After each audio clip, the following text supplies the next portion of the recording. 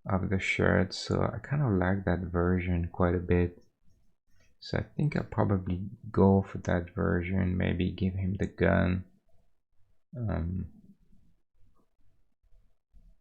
um, let me see.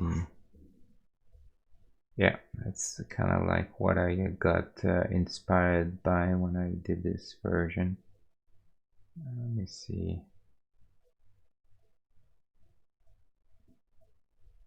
Yeah, I think this pose is quite cool.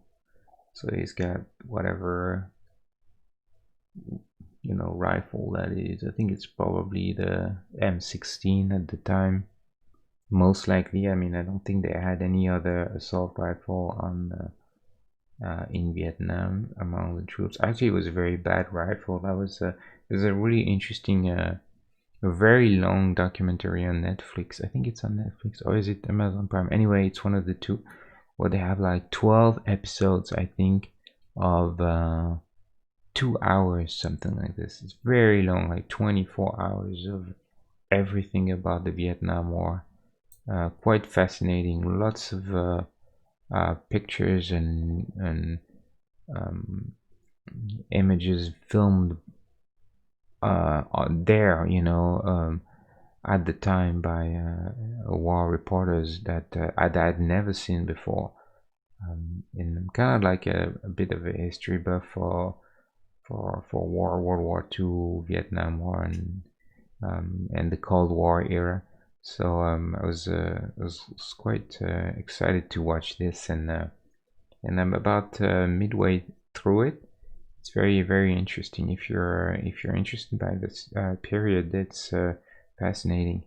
And at some point they took to have a lot of testimonies and from vets telling about their experience over there during the war, how they felt and what they experienced and what their mindset.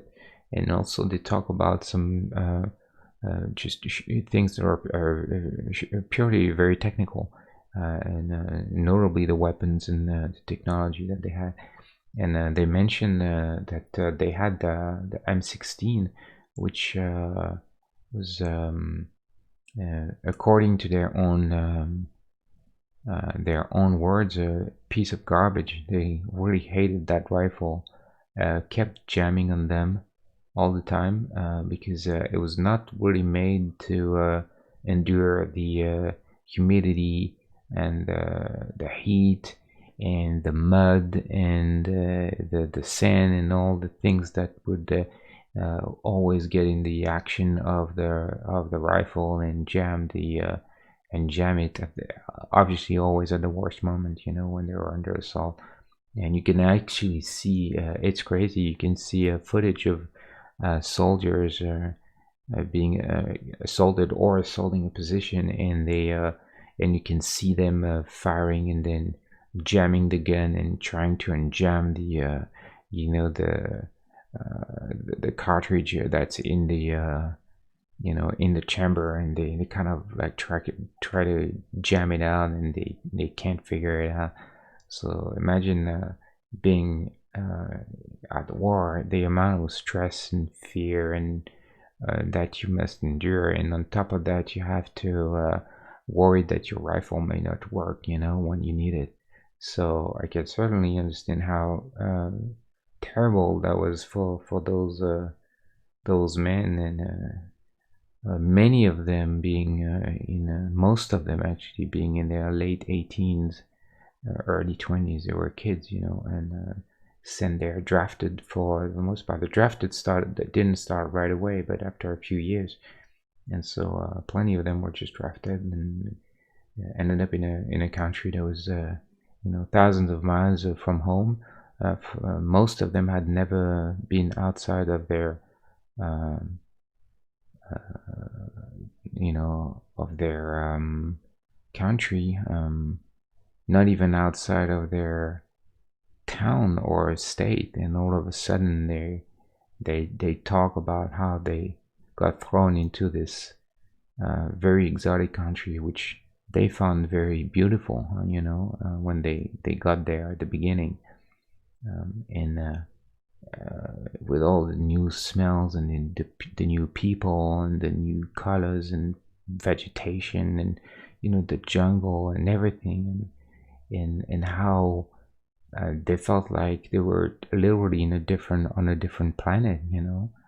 They couldn't just comprehend uh, this country, and on top of that, and they didn't talk. Obviously, they didn't speak the language, so they couldn't understand what was going on, and the situation was very complex between the Viet Cong, um, and then the regular North Vietnamese army, and the South Vietnamese army, and which was in complete disarray because the political situation was very unstable in the South.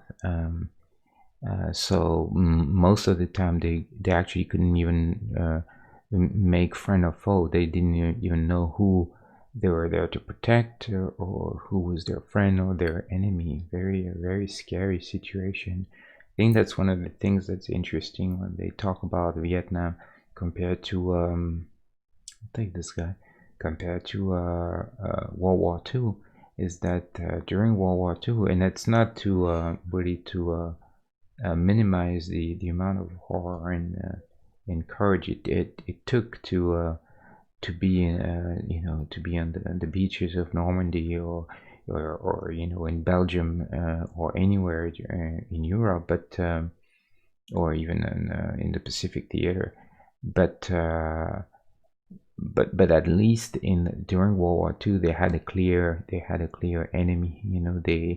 They knew who was the enemy, and they most of the time more or less knew where to find it, and there was a clear goal. It was the last sort of classic war, and that you could measure success by gaining position and occupying land. When they came um, to recover France from the German, then it was very clear when they had they had been successful with the landing in the beaches of Normandy, and that our progress was very clear. They had to take a few cities, and then they moved east.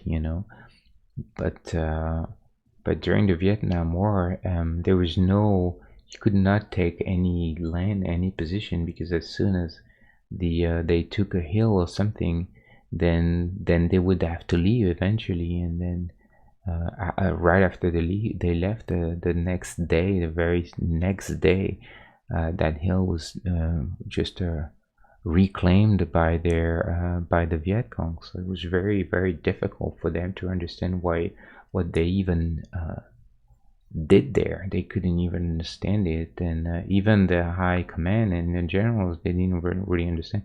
There's a fascinating conversation between McNamara, who was a Secretary of Defense at the time, and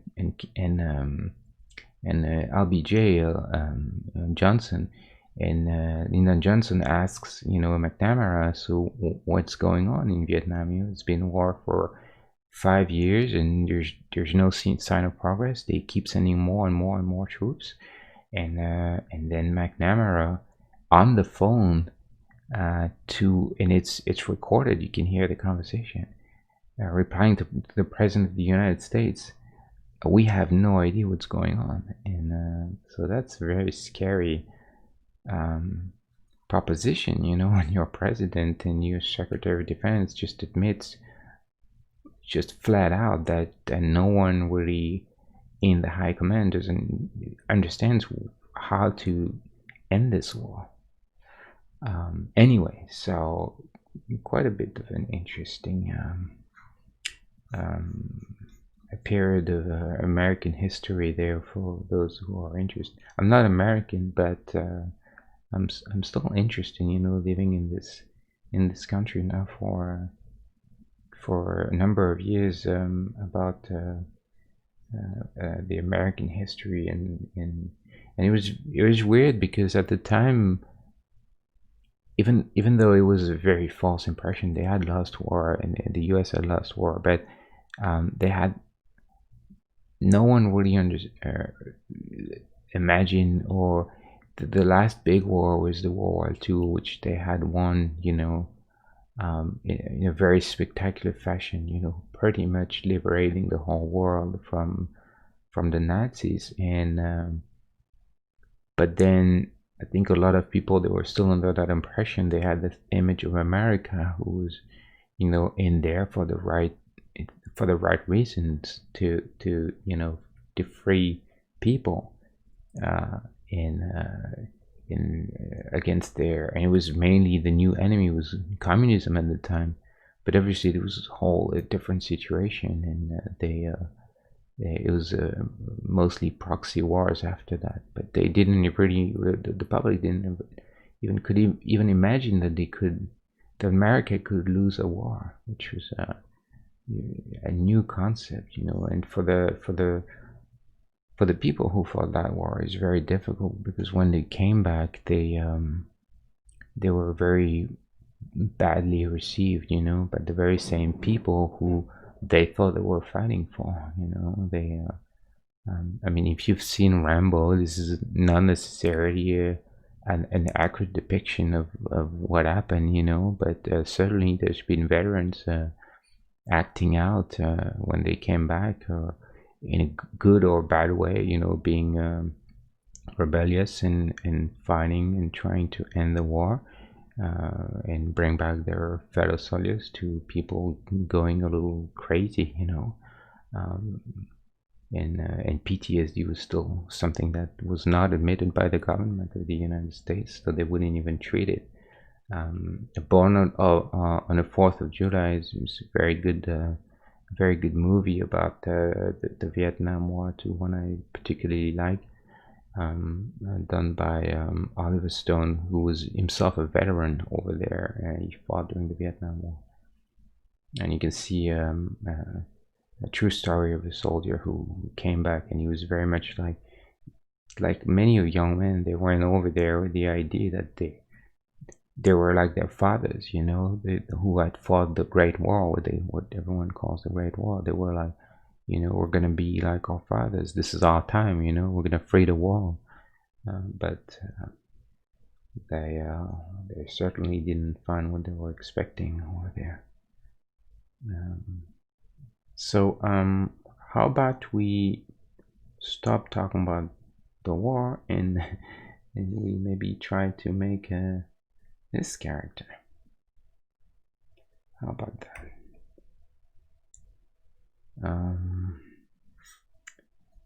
So did I copy this image?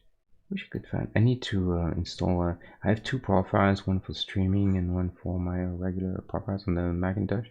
So I don't have a lot of applications on this one. I need to software. I need to. I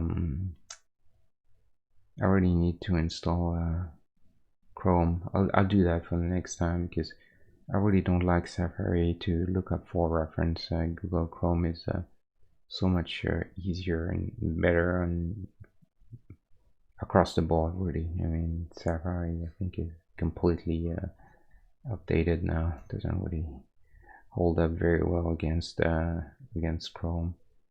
So I'll install this, but at least we got something. I think I wonder if I need to start from the small version, because honestly this pose is a little from the small version I've seen. It's so small. It's 32 pixels. I had to be it was difficult to render to be as subtle as the pose that I can get in here at that size. And it's definitely leaning on one side. There's this you can see the line here in the shoulders, right? That's interesting. It's almost like this line, needs the gun somewhere in there, and the face is more looking up. It's quite those are the dynamic lines. This is as you can see, this is a lot more straight, which is not great. So I'm gonna just again, just not to start from scratch, I'll take him, but I think we're gonna end up changing quite a lot. So let's take our friend Bill Kilgore. Friend, I mean, he was a pretty nasty character, pretty scary one. By the way, the whole surfing thing was actually something that happened during the Vietnam War, but because John Milius, who wrote the script, he was one of the. So John Milius. So for people who don't really know that guy, he's a character. He's definitely a one of a kind man in Hollywood. He called himself. He said, um, I'm a barbarian in Hollywood, and I've uh, I've I've I've lived in Hollywood among enemy behind enemy lines all the time. And the reason he was saying this is because he was certainly very different than your average writer director. He never wanted to be a director. Actually, he was doing film school, but then the Vietnam War broke, and John Milius, he was a full on, you know, how can I say, patriotic, definitely a right wing type of guy, very militaristic. He wanted to go to the war. He wanted to be in the military. It was his thing, and so he was doing film school, and and then at that time he had asthma, and but he really wanted to go. So he tried to hide the asthma and went to I think the Navy to try and train for being a pilot in the Navy. So in the Navy they had mainly um, um, pilots flying aircrafts like the F4 Phantom or F104, F4, F5, things like this. And then he wanted to. He really, his idea was like he was gonna go to Vietnam, fly in F4, and then drop bombs on the Viet Cong, and eventually uh, being shut down and die in Vietnam. That's how he saw his life. And then but then the military, they saw it in a different way. They were like, well, you have asthma, and we're not going to give a $15 million aircraft with a guy with asthma, an F4 bomber fighter, especially one that lands on an aircraft. If you have an asthma um, episode when you're about to land on an aircraft, it's a very narrow window, and a lot of people are not going to be too happy about it. There's a chance you're going to kill everyone, yourself included, on board of that. At least a lot of people on board that ship. So anyway, he was then barred from going to the army for medical reasons, which was the dream of many other young men. Obviously, they didn't want to go, but him, it was the opposite. He wanted to go, and they wouldn't let him. So then all of a sudden, he had this life ahead of him where he was like, well, he was genuinely, I mean, that's what he says, at least. I don't know how much of, um, fantasizing there is to him, because there's definitely a part of fantasy to this character.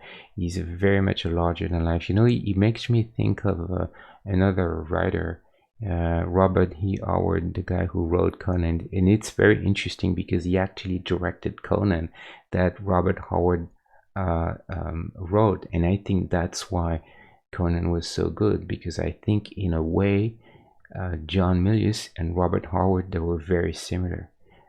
Both kind of booming, large voices, big guys, um, uh, in the case of John Milius, loving guns, loving strength and military force and all that sort of stuff. Very athletic guy, very big guy, um, and yeah. So I mean, it's part of him to be fantasy. He was a bit like Ernest Hemingway, drinking and all that sort of stuff like this. Those adventures. Those writers who actually live a life before they write. That's how I think he pictured himself, and he was very much in that mindset. And anyway, so he was. All of a sudden, he was barred from going to Vietnam. So he was like, well, his life was going to probably, go longer than his early 20s. He was not going to die in Vietnam. So all of a sudden, he had to find another reason to live and do something. And so he doubled down on the film school, but he was very much of a writer more than a director. And the reason I'm talking about John Milius so much is because I think John Milius, more than Coppola, is the soul of that film, because it was his project to be the first. He wrote the script, and it's interesting because again you can see his influence. He was reading Heart of Darkness, the book, and if you're not familiar with Heart of Darkness, it's a book that's set in during the colonial era in the British Empire, and they go and try to find a guy who got who really lost his mind and started to kill people in Africa, and they sail back a river in order to try and find this guy. So when he read the Art of Darkness book, he really fell in love with it. But at the same time, it was at that time where he really wanted to be to go to Vietnam, and Vietnam was on every thought. It was every night on TV in the U.S. It was a big deal. Like everyone talked about that. That was a major subject conversation. It's a very divisive subject too, but everyone had an opinion, and he was certainly very not different than anyone. So he was influenced by the Vietnam War and his readings of adventure and Hemingway and Heart of Darkness and all those things.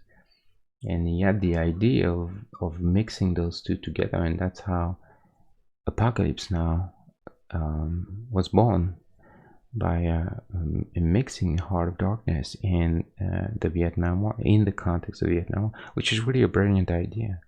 And then he was meant to direct it, but then he really didn't think himself as a director. He thought of himself as a writer, so he was not too.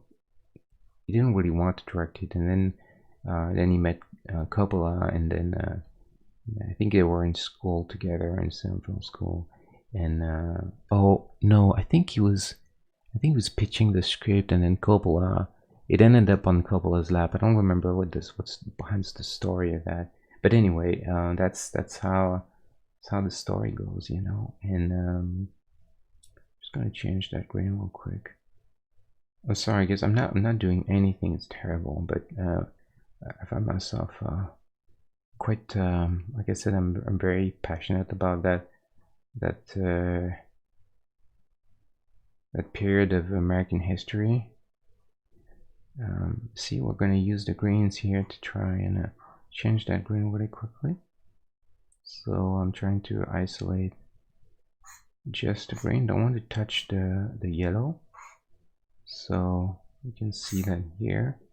I go too far. You see, I grab everything. So I want to isolate this. So now I have just a green. And what I want to do is change the hue.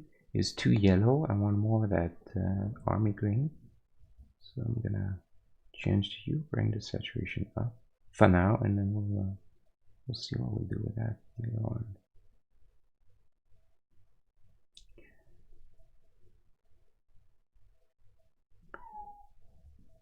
Okay, So let me go back to the so yeah, sorry guys, I hope you like hearing about the Apocalypse Now and the Vietnam War. It's been half an hour, but hey, we have time. We just it's part of the fun. Try and be inspired with the work you do, whatever it is, and certainly something that quite interested in. So our friend John Milius, he wrote this script, and then Coppola ended up directing it.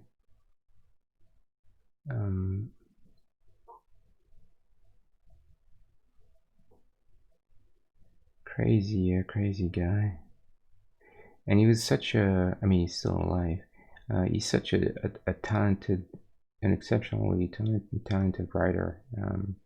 He wrote some of the most famous lines, in cinema history. Such a character, really unique guy. So you can see how Bill Kilgore is definitely the kind of character that would resonate with John Milius.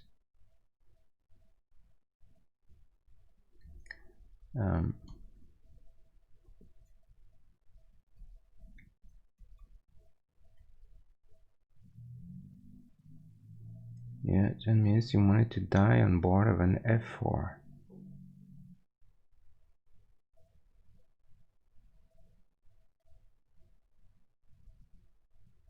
Yeah, I really like aircrafts too. Not necessarily just military, but all kinds of aircrafts. It was at some point I was actually flirting with the idea when I was thinking about my game. I was flirting with the idea of making a game that where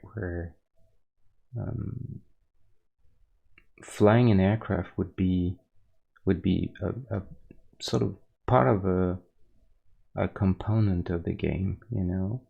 It's potentially something that I will still make, that I'll definitely make, because one of my really huge passions, and I mean I have several, but one of the things I really like is a flight simulation, and one of the things that I also like, they have nothing to do whatsoever with each other, is interactive fiction. In other words, for in more mundane terms, text adventure games. The ones I'm talking about the ones with no pictures, just text, and you type in your instructions. Open door, do this, do that. Very old school, and you'd be absolutely amazed of this. You'd be amazed of the stuff you can do. You can do in interactive fiction. It's crazy. One of the big companies that really launched this during the 80s, from 1980 to 1981, 82 maybe, to 1988, about that, was Infocom. They had a very, very good success at the time. And some of those games I've played and I love. One that I particularly love is called Trinity. It's a fantastic game. I think if you play this game, you'll realize how much you can convey without any picture, any special effect, any animation, any sound, nothing, just text. It's just mind-blowing. And I'm not talking about just just telling a story or a plot. I'm really talking about gameplay, like genuinely interesting gameplay. Really, really fascinating. And one of my projects is to make a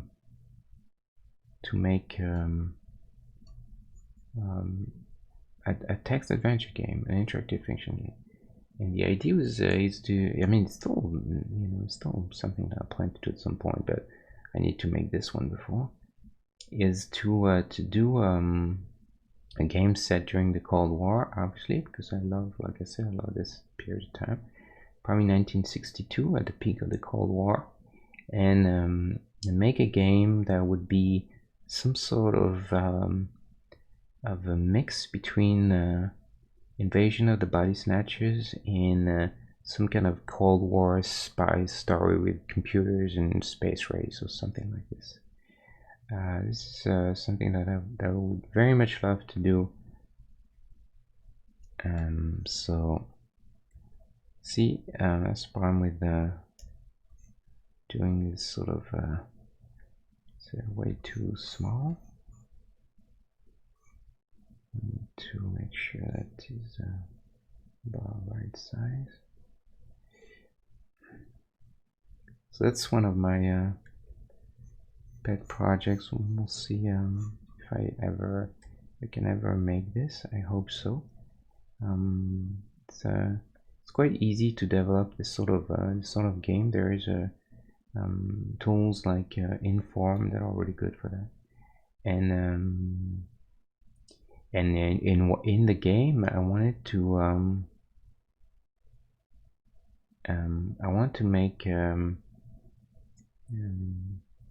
make you fly an aircraft because you're a former pilot, and I wanted to do a little bit of a super simple but accurate, actually, flight simulation, but with just text. And it's a bit weird, but believe me, I know it could work. So you would have to know the actual procedures to fly, and and then you would use navigation, because there was no GPS at the time, so proper VOR navigation in order to find like a lab hidden in the desert, where things got sour, and sort of an Area 51 type of deal, something like this. But yeah, it's just it's just an idea for now. We're gonna try and get the same perspective on the hat and everything. We're gonna end up changing quite a bit of things on this guy, but it's okay. I kind of like this pose, and I would like to do this if possible.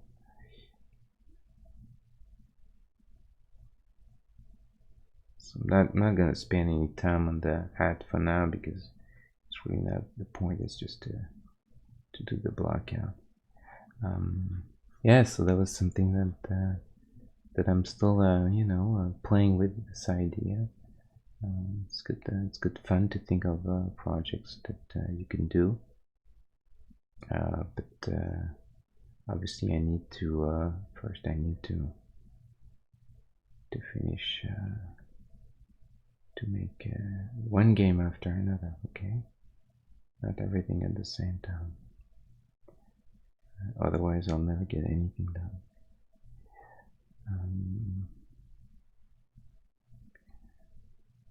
And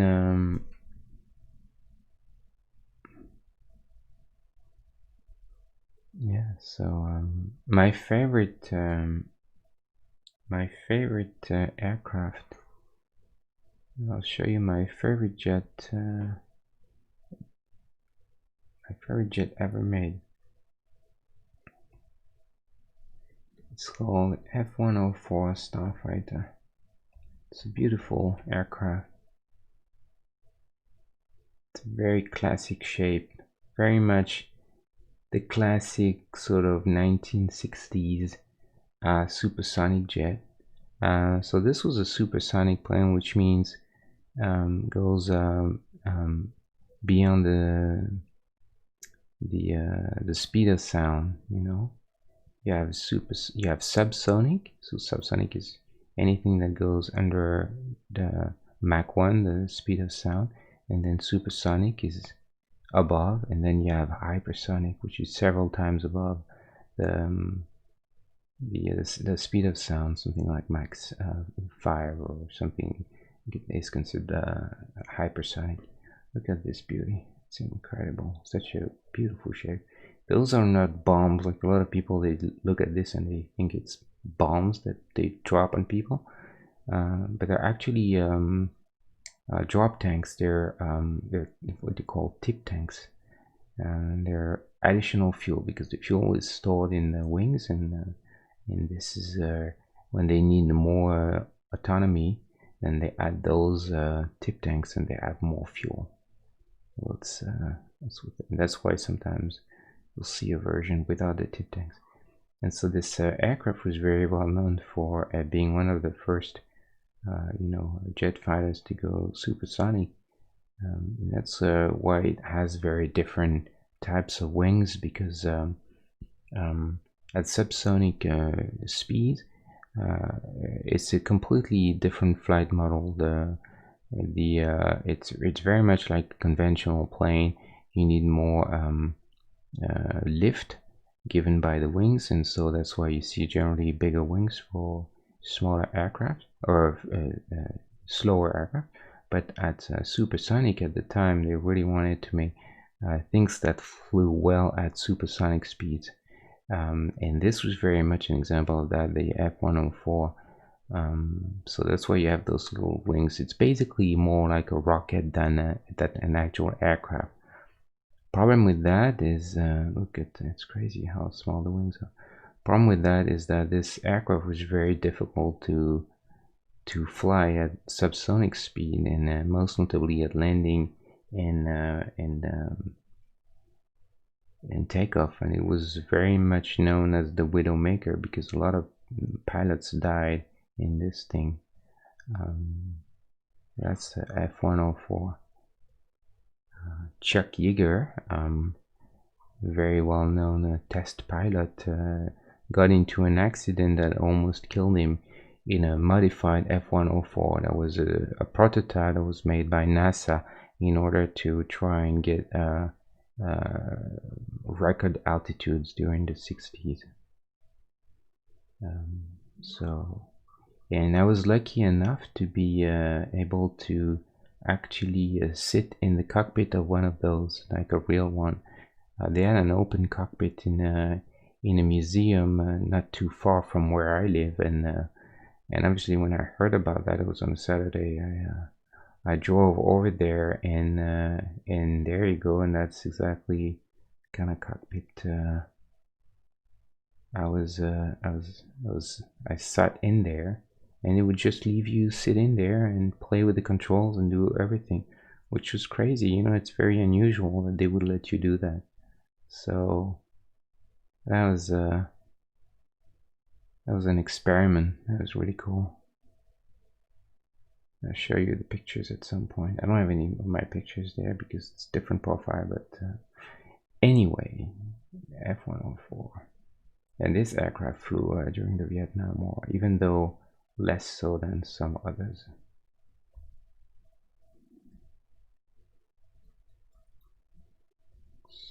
So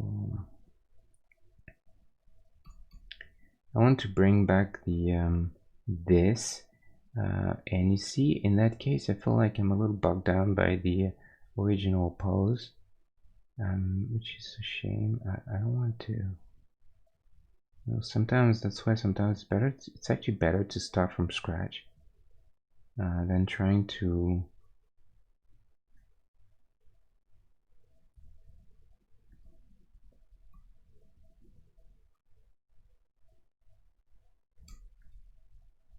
I don't really have a good idea of.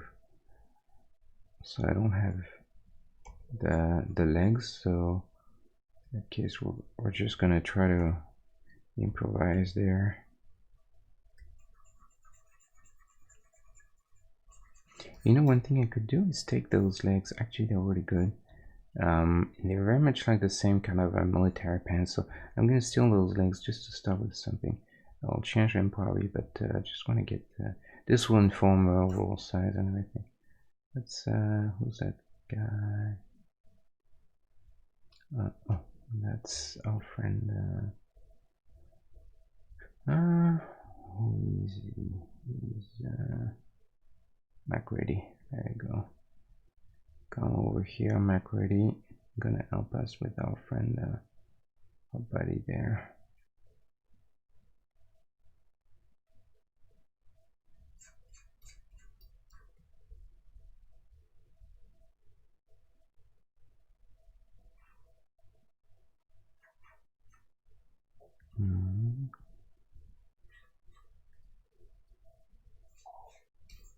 will just give us a good starting point.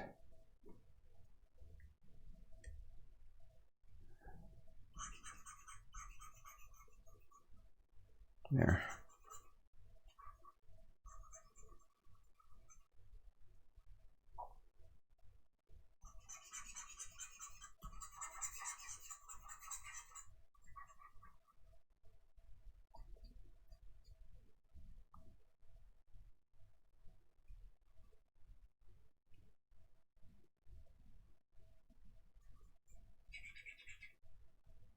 Okay.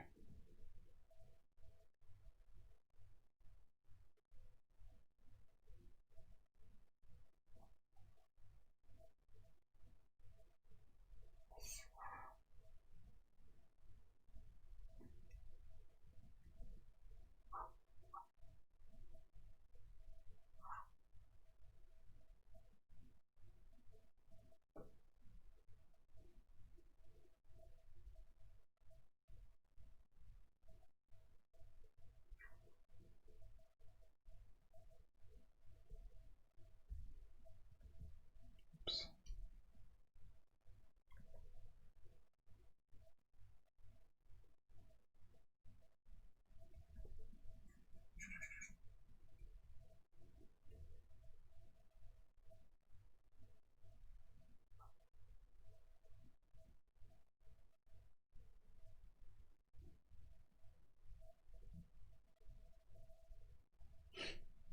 Okay.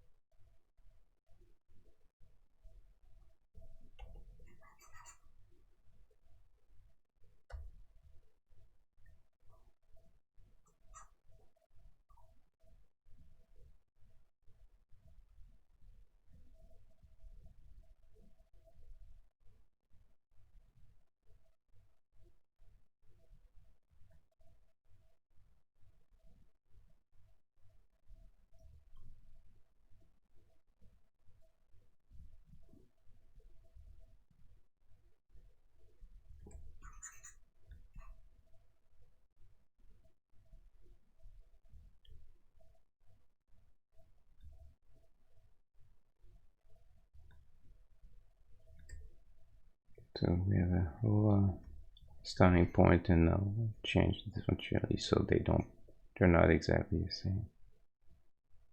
It's just to get some proportions and stuff going on.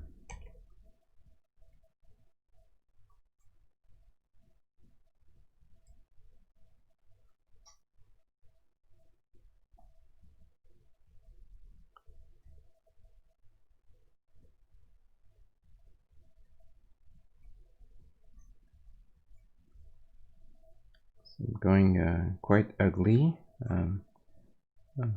so bear with me. If you're here often, then you know the drill.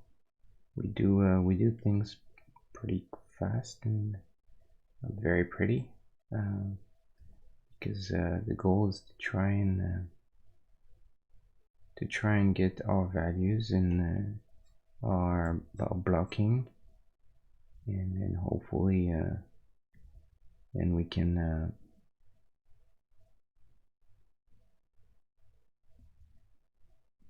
once we get that, we can move to trying to make things look a little better.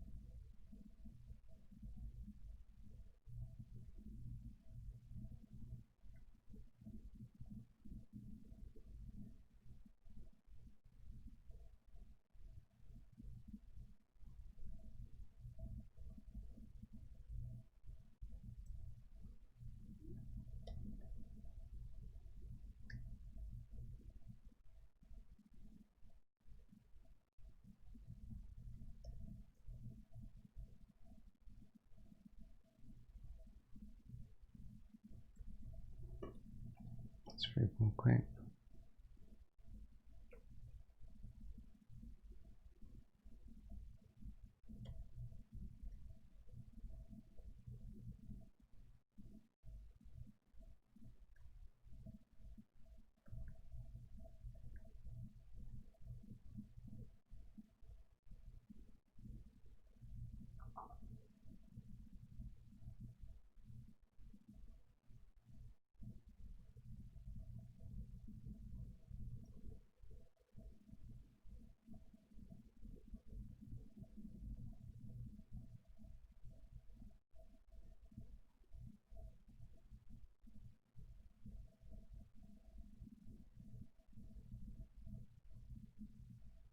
And about John Milius, one last little anecdote is, did you know that if you, I'm a big fan of The Big Lebowski, the Coen Brothers movie, and I think it's probably one of my favorites of there.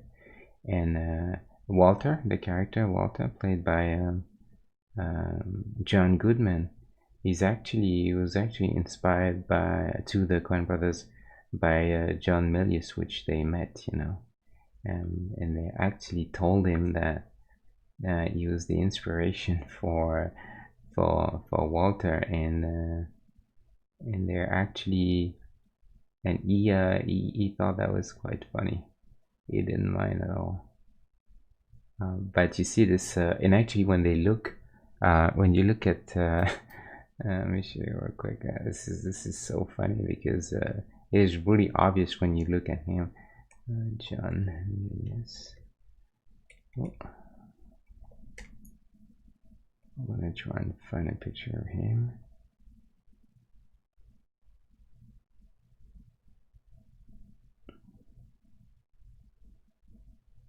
And then here, Big Lebowski Walter.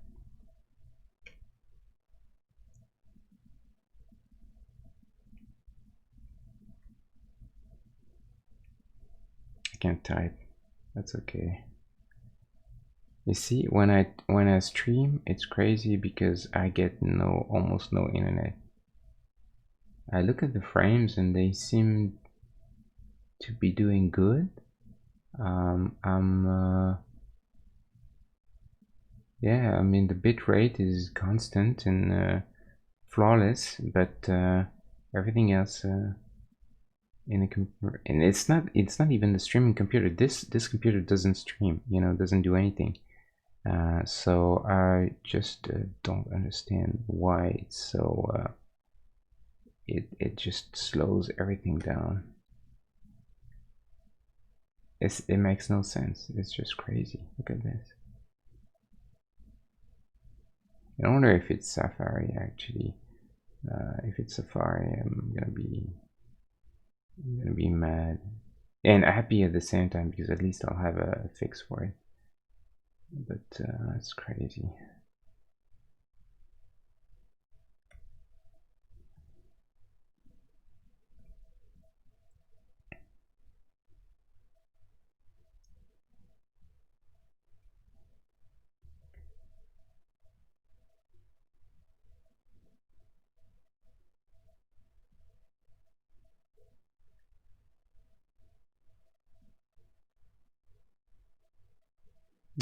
Nothing happens.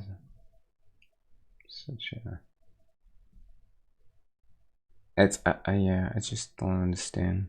I really don't understand it. It just makes no sense to me. Why would that be? Why would that be so slow? This is just because again, this computer doesn't say anything to.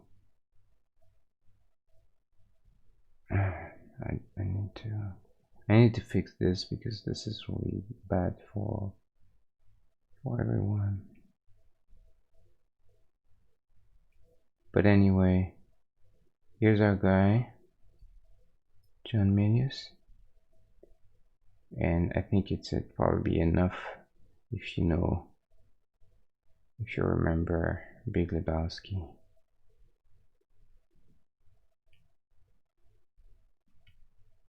Well, while this is doing this thing, I'm gonna keep walking.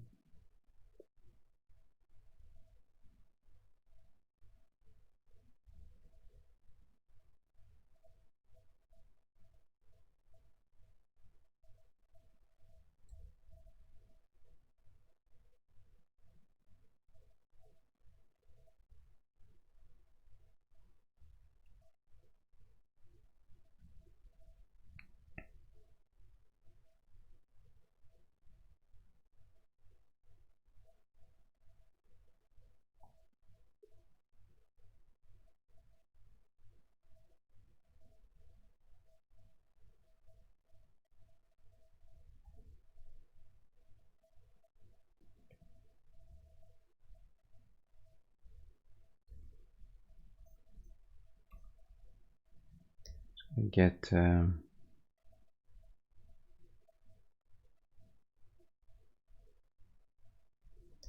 banner's head real quick.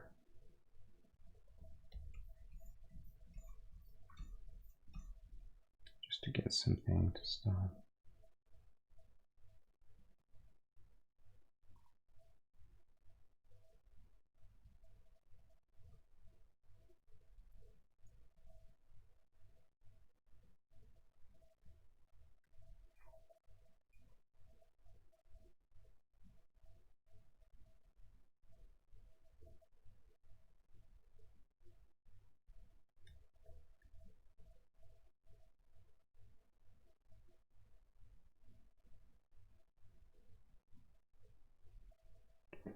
Okay, did we get there you go. So yeah, so you can see how obvious this is, just physically the glasses and you know the overall physical appearance, but also the guns and you know the whole like the voice and how much of a strong personality he was. um, the legend goes that on one of his films, I think it was Conan. um, Dino De Laurentiis was producing, and I don't remember if it was. So I don't want to. You'll have to check the story for yourself, but I can't resist to tell it. So you'll have to excuse me for not remembering what particular studio exec was that. I think it was a studio exec or some kind of studio exec. And anyway, Milius, he had some very strong, you know, ideas about Conan and how it needed to be done, and the dialogue and all that sort of stuff, because it was very much his film, you know, and that's how he was. He was not easily relenting control, and he was in a big fight on the phone with one of the studio execs, and this guy wanted him to change part of the film and add some stuff that he was dead against, and the studio exec kind of like took him on himself to, you know, to give some instructions to people on the set and behind John Milius's back. That was a very bad idea, because the people remember John Milius storming into that exec's office, and he pulled a piece on him just like Walter did, you know, in the famous bowling scene, you know, remember, like Mark Zero, and that's pretty much what he did. He pulled a Walter on that poor guy. He pulled a piece. It was a pistol, you know, and put it in the guy's face, and he told him, if you mess with my movie one more time, I'll just blow your brains out. That's the kind of guy he was. He was insane, you know. He didn't care. So I guess people learn not to mess too much with John Milius. Is, but again, you know, I think if you're an artist, any artist will understand how personal it is. You know, when you're trying to, it's hard enough to make something, to try and create something. It's you have enough doubts. At least I think most artists do have enough doubts as it is as to what they're making, that on top of that having people, casting doubt all the time, even though they actually hired, those directors to do the job, and sometimes, most of the time, actually, even like seasoned directors not being fully trusted by the studios. Or so, I mean, if you're an artist, I think you can understand easily that, uh, not to mention the amount of pressure that you have to deal with actors and the budget and everything. And everything is on you, whether it is success or failure.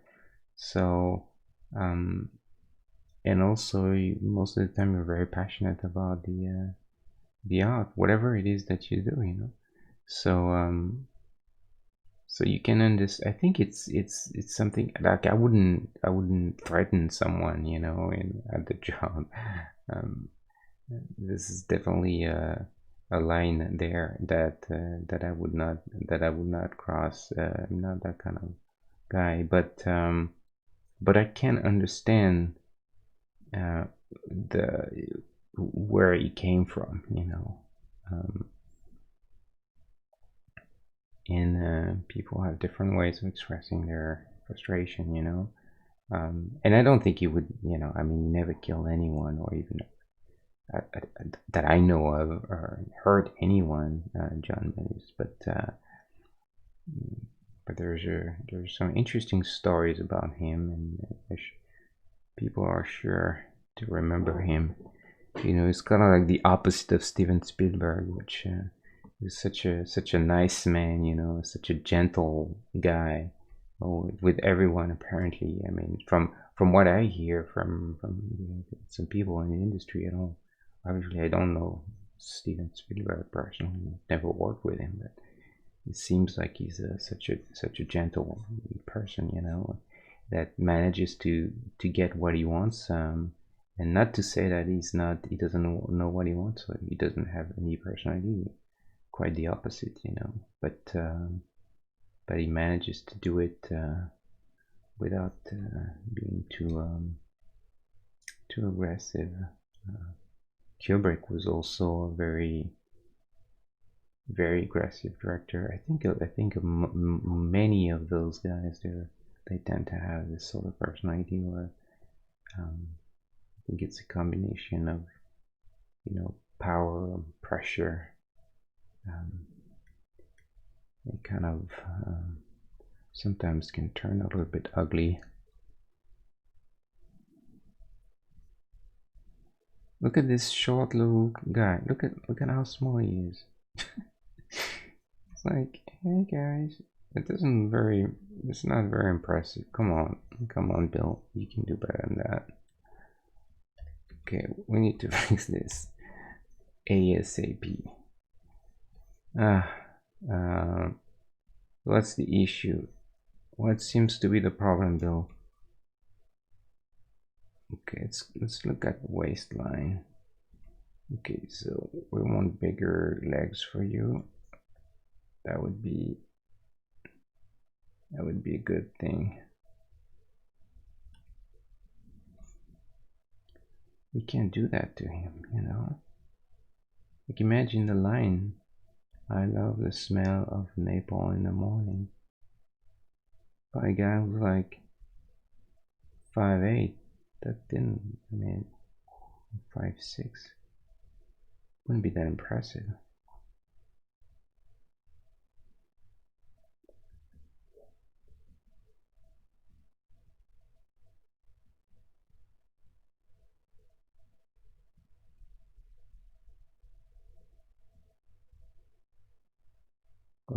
That's a bit better. It's more acceptable. Because let's see, it's already quite good height. Shoulder height seems good. Waistline is okay.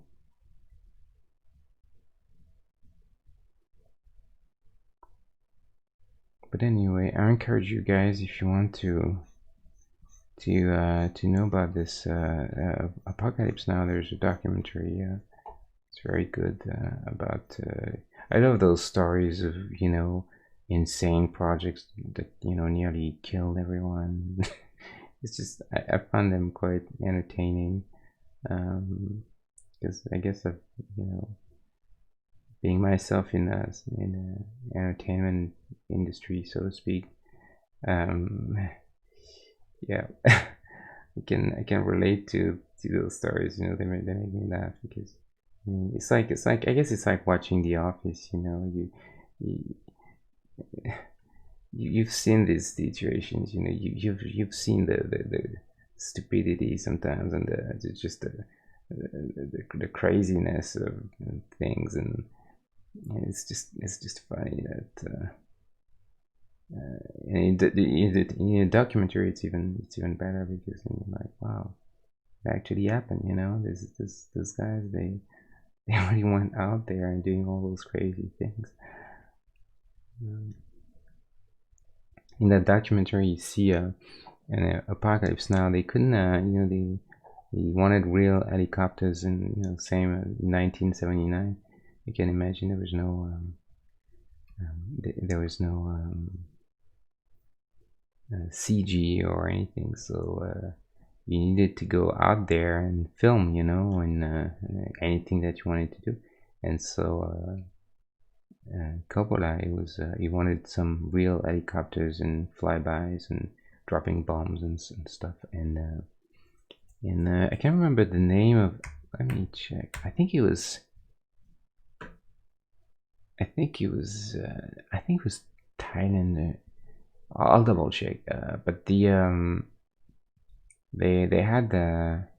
had hired actual military choppers from the army of that country. They were filmed in the Southeast Asia, but it was a time where that country had major issues with smugglers and guerrillas doing drug trafficking in the hills and in the jungle.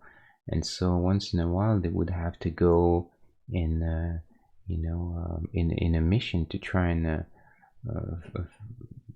take out those guys or find them in the jungle, and they would need the helicopters to do so. And but technically they belong, at least they were rented out, so they belong to the production of the movie for the time that they were assigned to.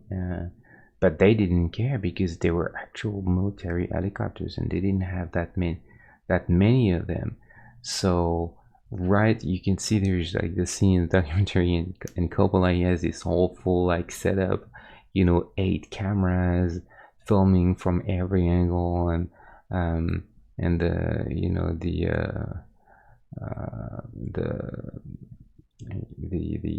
effects guys, they're ready with the explosives, because they set up the explosives first, and then they obviously don't drop bombs. They set up explosives on the ground, and then they let the choppers fly by, and they send, they launch fake rockets, and then and then they set up the explosives, and they have everything ready, and he goes, action, and then all of a sudden you see all the 5 helicopters just flying away. They're just gone, and he's mad. He's like, he's yelling on the on the phone to the general in charge. It's like, well, where the hell did my helicopters go? I paid for them.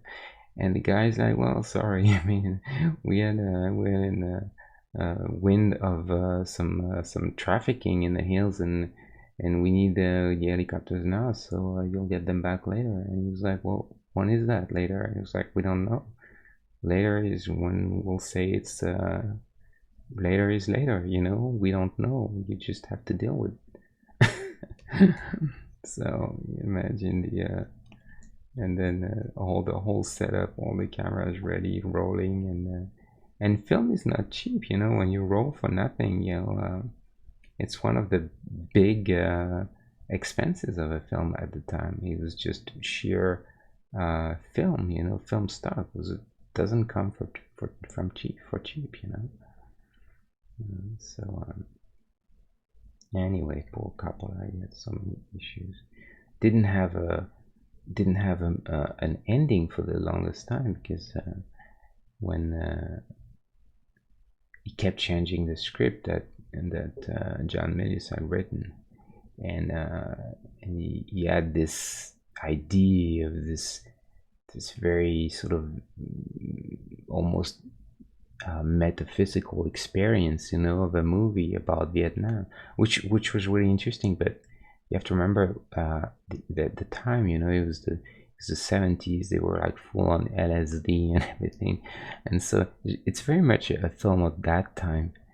And then he had this weird idea, and he and for some reason he managed to snatch Marlon Brando because Marlon Brando was because of The Godfather. Really, you know, he had an Oscar already, so he was a known, like a force to be reckoned with.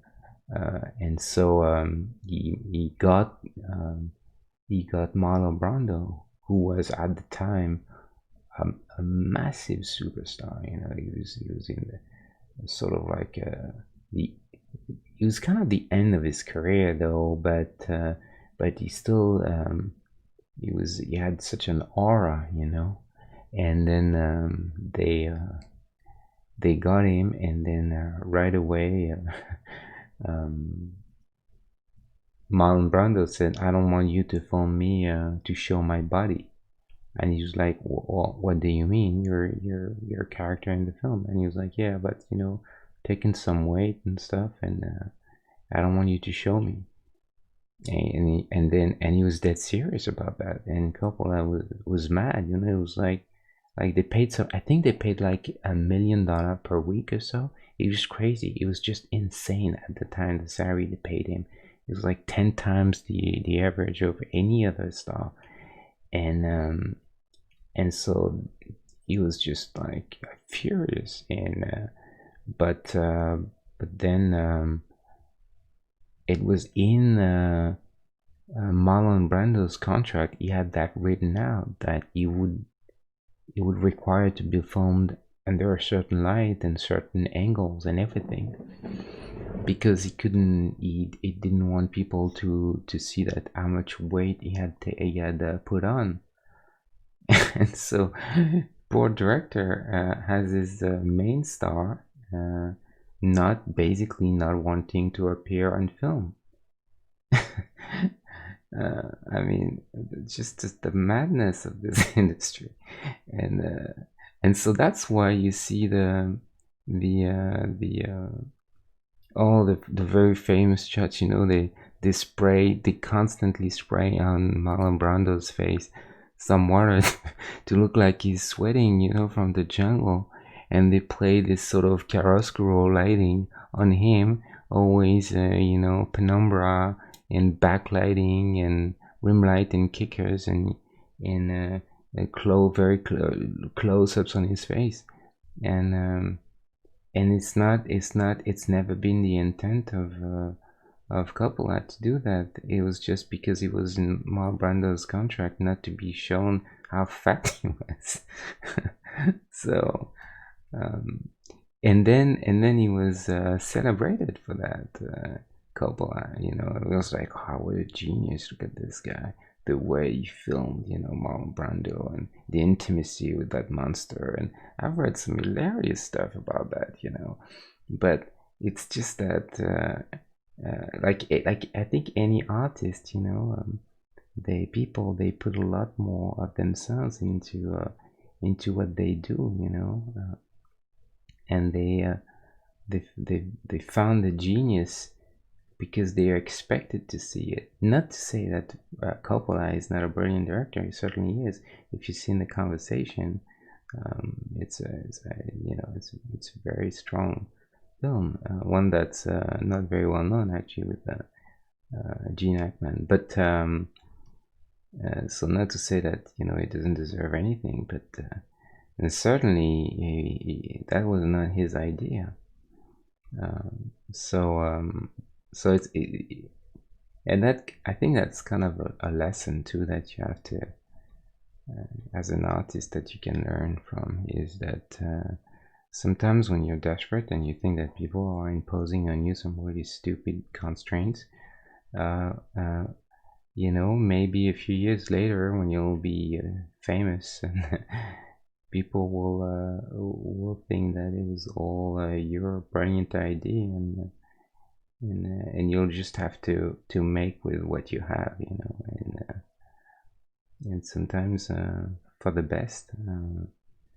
Another example of that is Jaws. I mean, it's very well known. I mean, a lot of people know about this story, but the shark was never working. They had like a fake shark, which was an animatronic, like imagine a puppet with all sorts of mechanical wires and stuff inside to be able to move, underwater.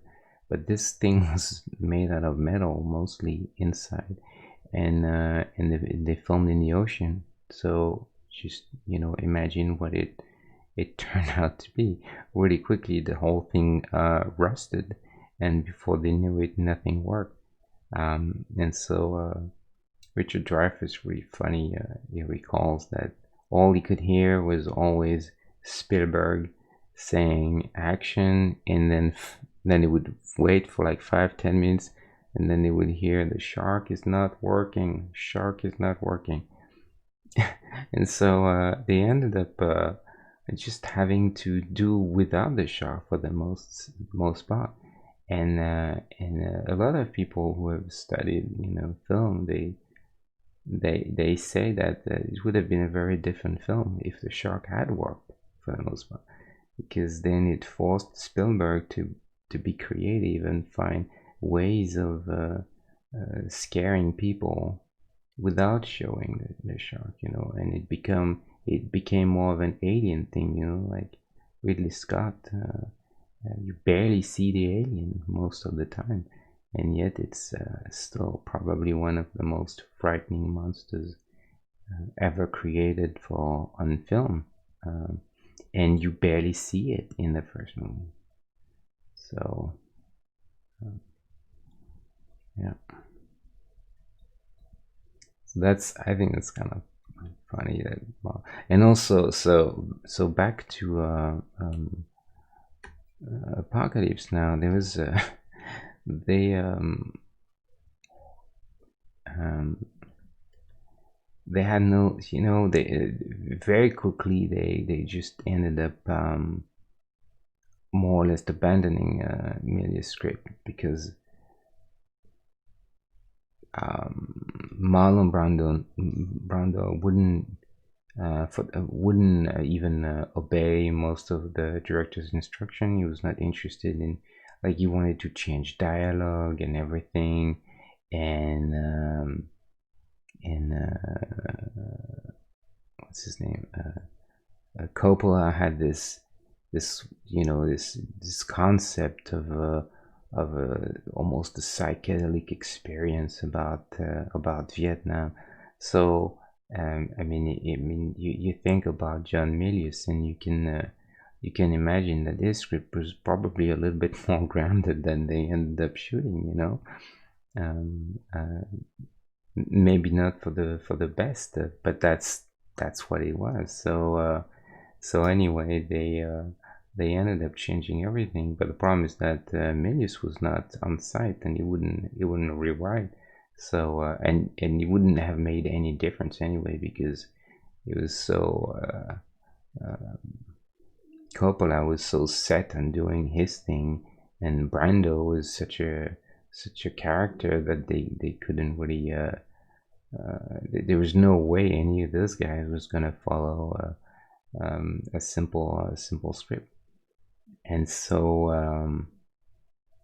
that hat might ended up looking very silly. I have to be careful with that. But anyway, so the problem was that they had no ending. They literally had no ending to the film. It was like, okay, they sail back the river. They find Kurt. He's crazy. The end. There's nothing. And so Coppola was stressed out of his mind because he couldn't find the ending of his movie. And so so then he thought, well, I know what I'm gonna do. I'm gonna let Marlon Brando improvise because he's got some ideas. I'll let him improvise. He's gonna ad lib the thing, and we'll find something. Something's gonna come out of this, and that's gonna be we'll know when we get it. So you can imagine the kind of mood that was on the set, and in the studio when they were thousands of miles away, and they called, and they were like, "Where are you?" And then with the ending, did you shoot it? What is it? Can you send the script to us? And Coppola would be like, "No, I don't really have a script. I'm gonna have an ending. I'll have it soon." And they got super stressed, but it was his money, and so they couldn't really do anything. They would just distribute the movie. And man, this looks so bad. I'll find it. We'll find this hat. So and so, but Brando, he was actually a really bad improviser. He was really, that was not a thing. He was more of a classically trained actor, who needed a script and being organized, and he would come at at certain time in the morning and would stop working at night. And oh, okay, that's better. So he wouldn't be the kind of guy who would, like, he's not Robin Williams, or I don't know, Jim Carrey, or he's not someone who you can tell, okay, just go with your gut, find something, make it happen. He was like, no, just you have to give me a script and tell me what are my lines. He was kind of like the old school guy, because I have to remember that he was in an older generation, and then so so there are absolutely hilarious um, uh,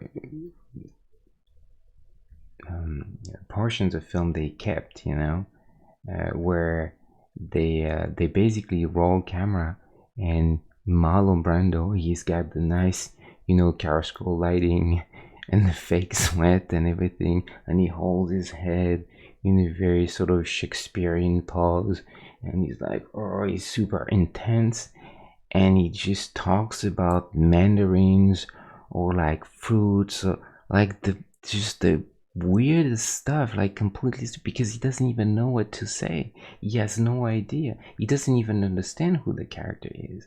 So it's absolutely hilarious. At some point, he just breaks out of character straight up, and he's like, "Okay, I can't find anything to say anymore." And then you hear, "Cut."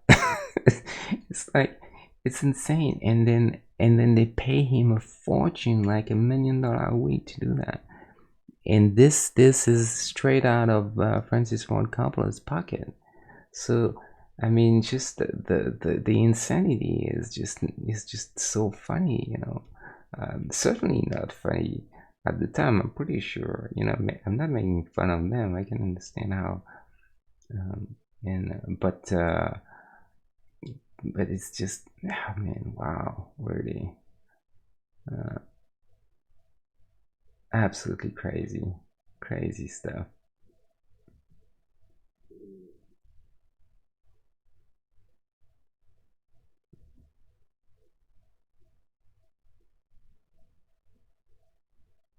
This hat, is it gonna cause us problem or what?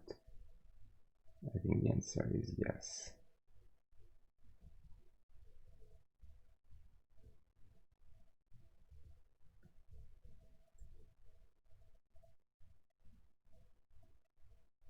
So anyway, it's all in this documentary. I think you ought to yourself to check it out if you like to have fun. Um, and it's also quite beautiful to see. You see how they shot in the jungle, and it's very it's insane performance what he did. You know, everyone was sick with all sorts of malaria and all sorts of sicknesses because of fever, because it was always 100 degrees and 100% humidity or something. They were all sick all the time.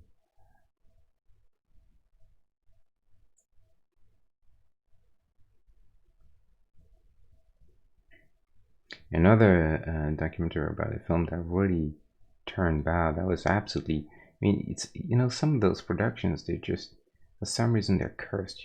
Right on the onset. It's just no one really knows why. It's just a fact. Nothing works. And one of the projects that was very much like that, it was the version of uh, Don Quixote that from the Spanish writer, then that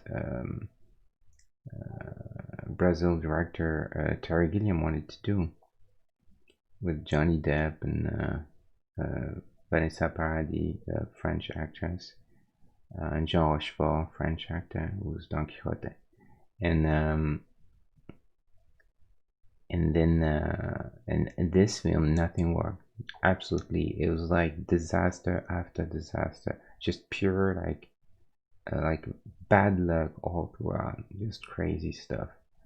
Um, in the documentary, it's called, I try to remember. It's called Lost in La Mancha. Lost in La Mancha. Very, very interesting. Actually, I've heard that um, Gilliam recently re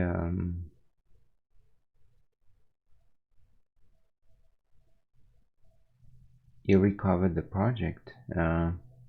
He's back to it. So different actors. Wow, I don't know what's gonna happen with this, but I sure hope he's not. This one's not as unlucky as the first project. This project was so unlucky and ended up losing so much money early that for a legal reason they ended up the rights for the movie ended up in the hands of the insurance company that insured the movie, because everything went so bad they couldn't do some financial catastrophe. It's quite technical that basically meant that they were broke, and then the insurance company ended up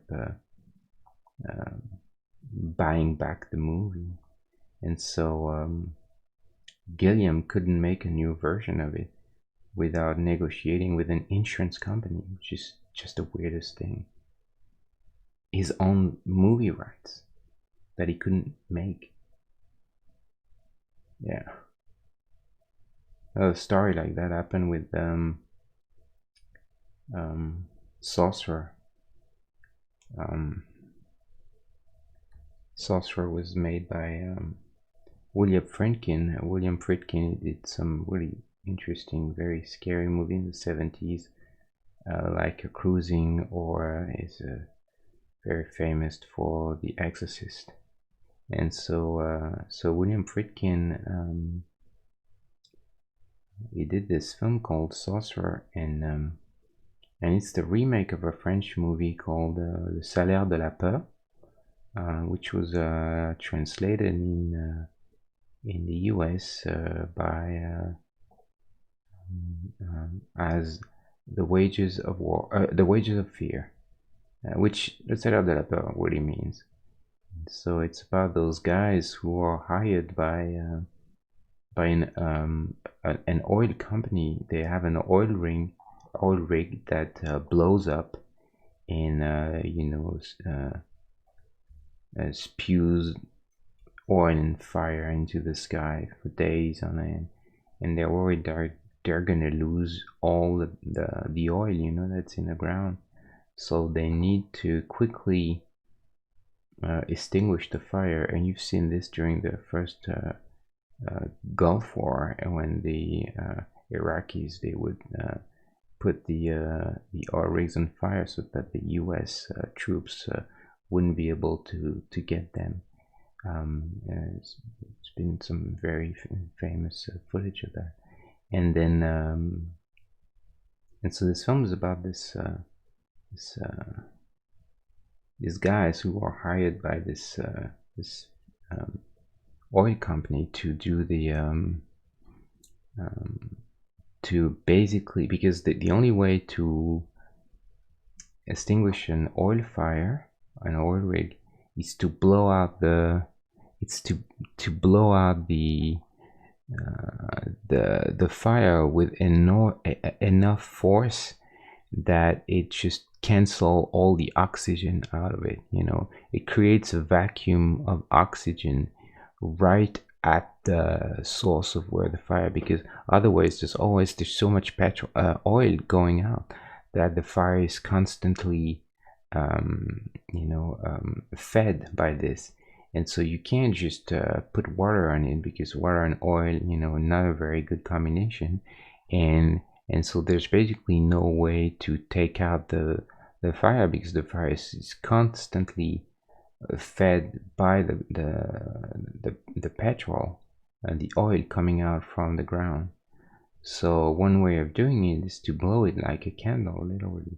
You just suck out all the oxygen. If there's no oxygen, there's no combustion. So that's what they've decided to do, and they actually did that during the Gulf War. And so this film is about these people who were hired because the oil company, they need nitroglycerin. It's very volatile liquid explosive. They can't use dynamite. I mean, they're dynamite, but they're basically leaking out nitroglycerin. So they're very, very highly volatile and very unstable, and any shock will set the whole thing to explode and create a horrible chain reaction. But the problem is that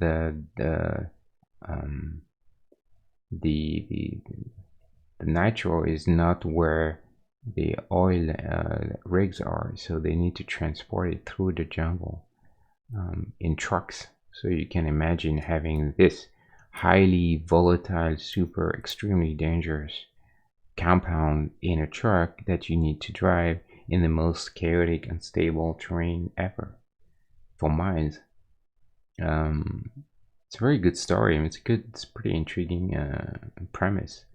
And so French movie, the Wages of Fear, is a very good movie, black and white movie. And so William Friedkin really liked this movie a lot, and he wanted to make a remake, which he did, which is also very good. It's quite a different film, but it's fascinating. It's really good too. I really like it. And but because of some weird dispute that he had with the studio, they ended up in such conflict that they couldn't resolve, and it ended up with Friedkin, who's not the kind of guy to back down, to say, well, that's gonna be that, or that's it, uh, they wanted to edit the movie a lot and change a lot of things once he was done with filming, and they wouldn't agree, and he wouldn't back down, and they wouldn't change their mind, and it went so bad that the studio said, well, if you insist that you're gonna go with this, um, it's gonna be released in a very, very limited uh, number of theaters, to punish him, which they did. So almost no one saw that movie. It was hidden to just from pure resentment from the studio toward the director. And then after that, he wanted to get back the movie rights in order to, release it in a bigger scale, and they couldn't find an agreement, and then eventually they buried it, like, completely. They said no one's ever gonna see a film. That's it. You're done. It belongs to us, and we've decided that we're not interested in showing it to the public. So they stopped exploiting the movie. They just took the film, and then they sent it to their archives, and they buried the film there for years. And it's a film that was made in the 70s, I think, or early 80s. Let me check. What was the so,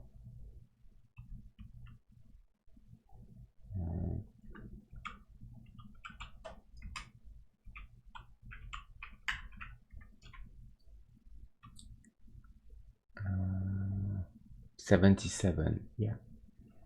Um, and this film disappeared from the surface of the earth, literally. But because some people saw it, a few people, it quickly, and it sort of garnered a cult status, and that was even more reinforced by the fact that it became this sort of myth, like, people have seen the Friedkin movie.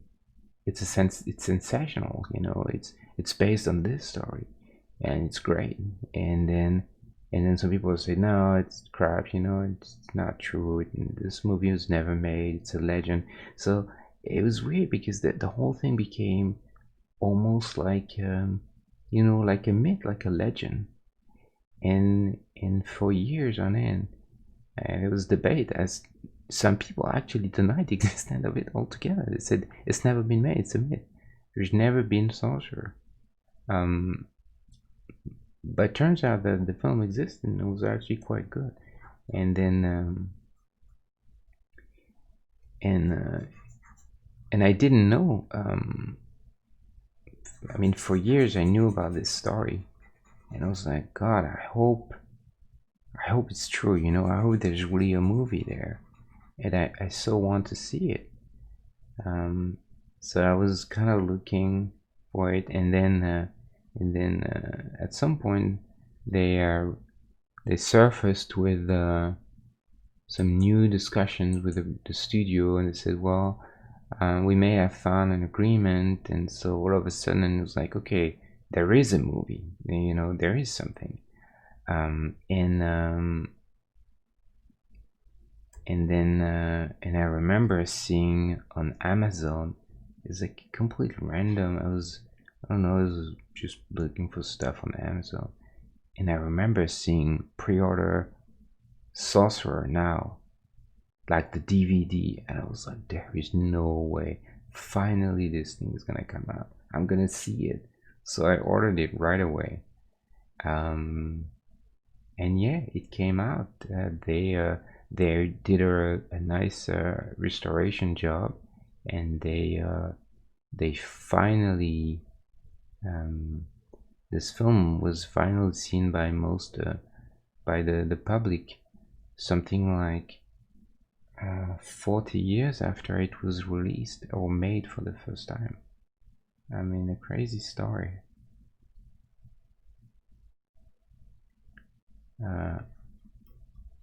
Wow, it seems like we've gone full circle from Apocalypse Now to John Milius to Conan to Big Lebowski to Terry Gilliam to William Friedkin. Jesus. I don't know what's up with me today. I hope I didn't bore you out of your mind, people. Hopefully. It's not exactly the same pose. Definitely not the same pose. He's more like a hunter. You know, he's more like relaxed, and I guess maybe that's the leg. Let's see. You know, he seems more like, hey, you know, just checking, waiting. This guy's definitely some attitude about him. Like he's confident. He's like, yeah, got it. I got this. You know, got the glasses and everything. Got the shades. Got the looks. This guy doesn't have that, unfortunately. So I think I'm gonna have to. Let's see if the shades do anything for him. It definitely help. It's funny how shades will help anyone to look cool, even the little pixel guy. It's not funny. It definitely help him. Crazy. That's nuts.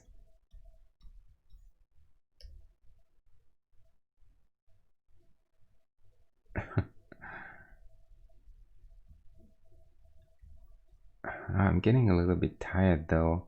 I wonder if I'm gonna stop there and then we'll I don't like this arm. God, what the hell? Look at this. It's horrible. It's stupid. What am I doing? You guys should tell me, hey, your arm is not great, you know? You're expected to tell me.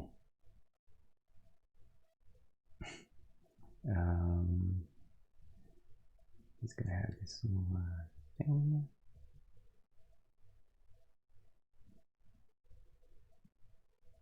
It's quite important for some reason to me that he has this little thing.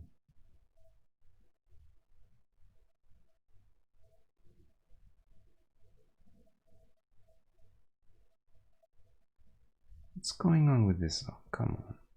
Stop.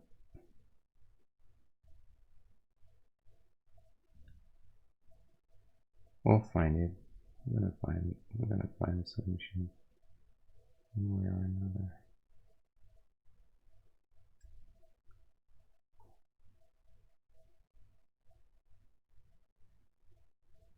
Now everyone's asleep on the stream.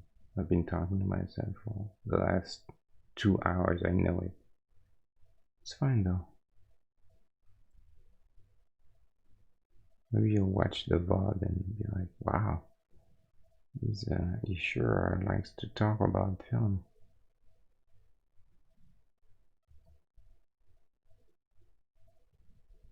At least you can scrub through in the VOD.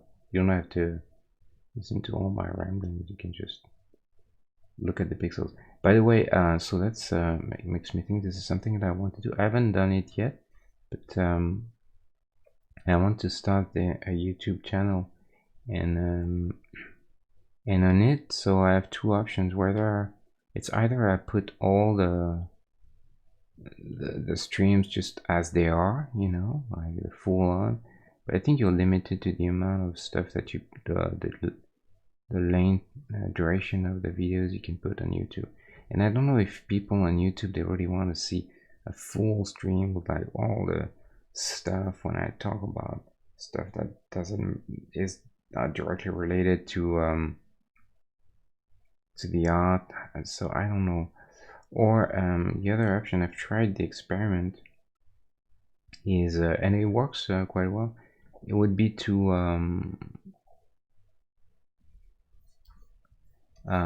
it would be to well, it's gonna be too big now.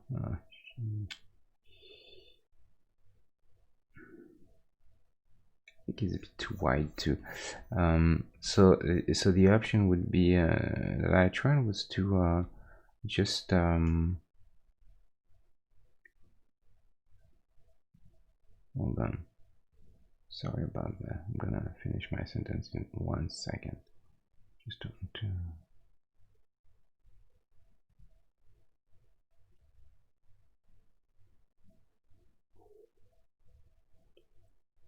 yeah, it would be to put the streams in 8 speeds. So I'll edit them to cut out all the when I'm not doing anything, or when I'm talking and nothing moves on screen. I would just keep the word, the pure, just like the actual word, the pixel, and then multiply the speed at 8 times. So then you could with this you can see a whole character created between 15 to 20 minutes, something like this. It's got, I mean, it's kind of fun to watch. So I'm thinking maybe maybe that would be an option, if you guys think that's the right thing to do. Let me know. I'd be actually oops. I'd be actually curious to know what you guys think, if you have an opinion on that, because I don't really know myself what is the best option for that. So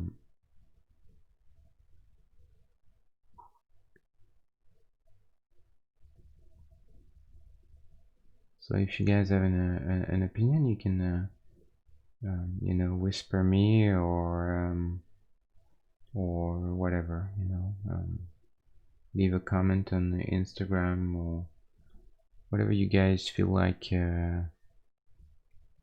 doing. I'd like to know. I think I'll probably try to do the time lapse.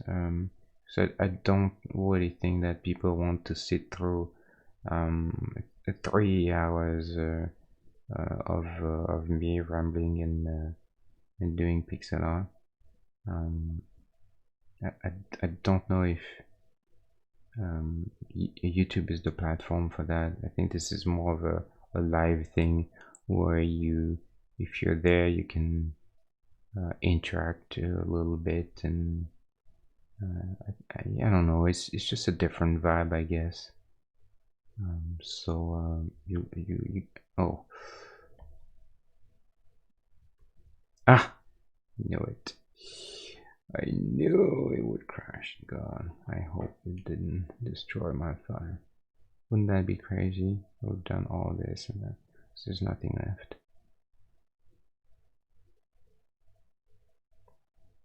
That would be bad. Oh, this is interesting. So now I have the... Okay. Can I kill this stupid... Oh, the annotation. I already have to do this. Something for this. Let's save on a different name, since we got lucky again. So yeah, if you guys have an idea, I would be interested. But I think I'll go for the speed of time ramp for now.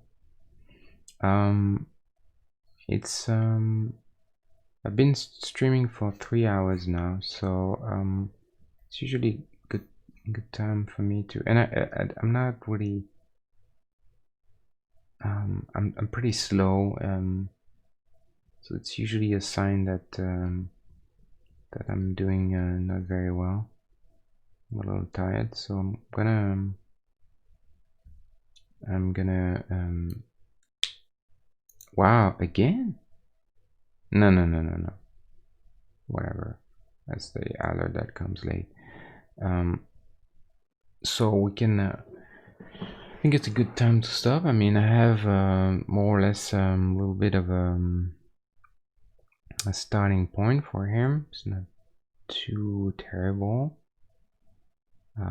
We'll try and make the best out of him.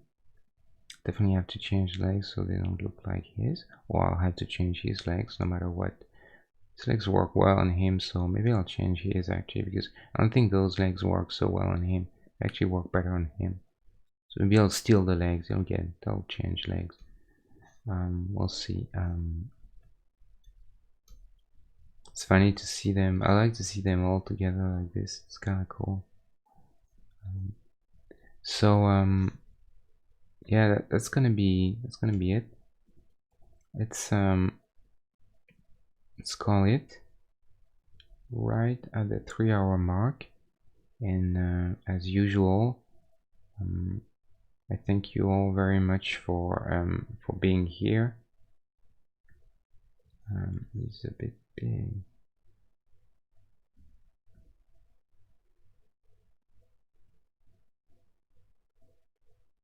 It's okay. We'll adjust that. Thanks everyone for being here, for listening to my stories, and then and to see me do this. I hope you like Axel Foley. I'll post it tomorrow on Instagram. You can leave a comment or like if you like him, and there's a link to my Twitter as well. I don't really have that many people on there. I don't tweet that often, but I will eventually. So I try to at least keep it up to date with when I'm live on stream or things of that nature.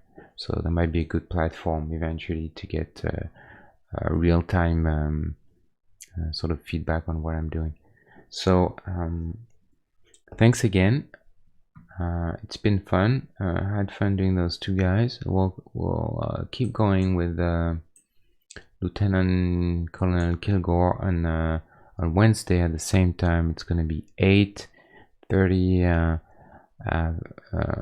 PST, Pacific Standard Time, and you can always look at the counter below the stream. There's a counter that is adjusted to your time, to your local time, so you always know when what time is it for you and when I'm gonna be online.